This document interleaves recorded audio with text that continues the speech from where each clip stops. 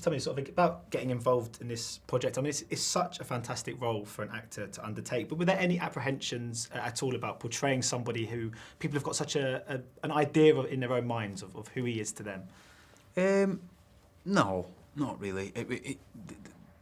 Because the script resonated with me instantly, because it really is about a young man growing up, going through his teenage years, with an idea of himself, but not necessarily having the ability or the tools or the confidence to really achieve that.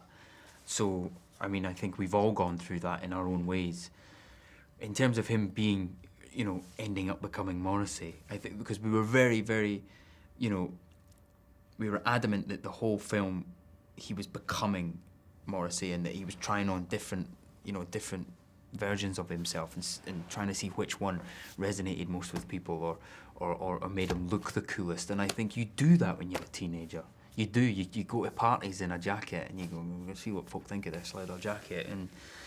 And then if it doesn't go down well, you chuck it and you burn it. Yeah. And I think that's what he goes through in this film. The fact he ends up being one of the most iconic singers ever is just a coincidence. Because it is those small moments, isn't it? Like when he sort of just jumps into the lift and things like that. Those sort of little quirks, I guess, they must have been the kind of the bits you most got out of the character. Yeah, I put them in, so I'm very proud of them. Yeah. It was those bits were my idea, yeah, I think it's fun whenever you play someone that people know a lot about. It's fun to shock people a little bit and push the boundaries a bit. And I mean, it really is a portrait of him. It's our interpretation of him, but it's my interpretation of the script first and foremost, not of, you know, because I didn't grow up with him. That must have helped in some ways in playing the characters. I guess if you were a huge fan of his, that might have sort of muddied the kind of perception. I mean, can you imagine doing that if you were, you know, a die-hard Smiths fan, you know, from birth? You'd be racked with nerves every day, and I think because I grew up kind of after all of it, I think that really helped. Really helped, you know. I mean, when I was a kid, I was a massive fan of, you know, the Mighty Ducks films, for example, and the idea of being in like you know, I think they've done 3. The idea of being in a 4th one now, I'd be terrified. I'd be terrified. I lived by those films when I was a kid.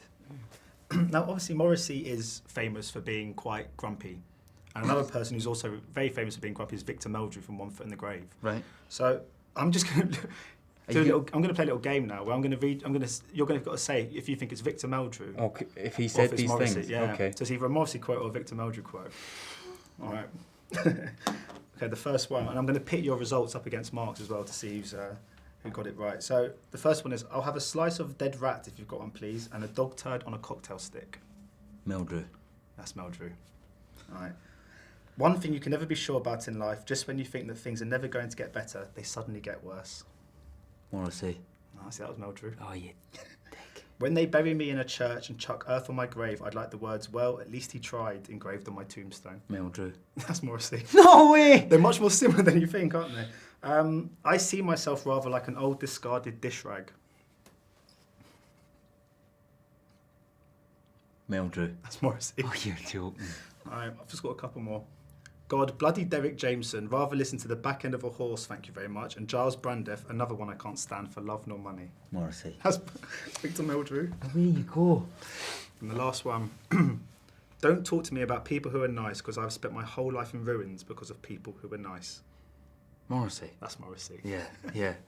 They're really similar, aren't they? They are very similar.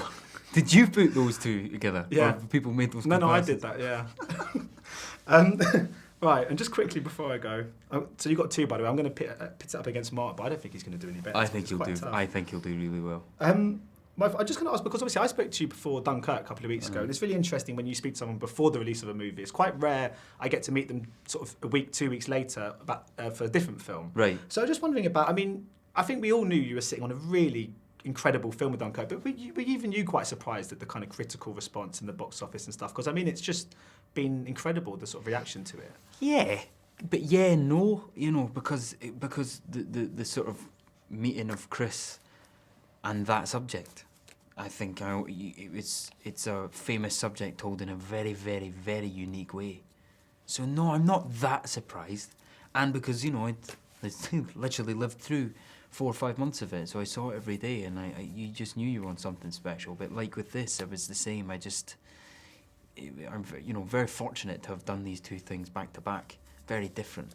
It was cool. And just very quickly, I mean, Fighting With My Family, I'm just directed by Stephen Merchant, starring Dwayne Johnson. Yeah. That sounds just brilliant. How do you fit into that particular tale? I play the brother. It's about a family of wrestlers from Norwich, and I play the brother. And that was ridiculous fun. And yeah, Dwayne plays a small part in it. Yeah, he does.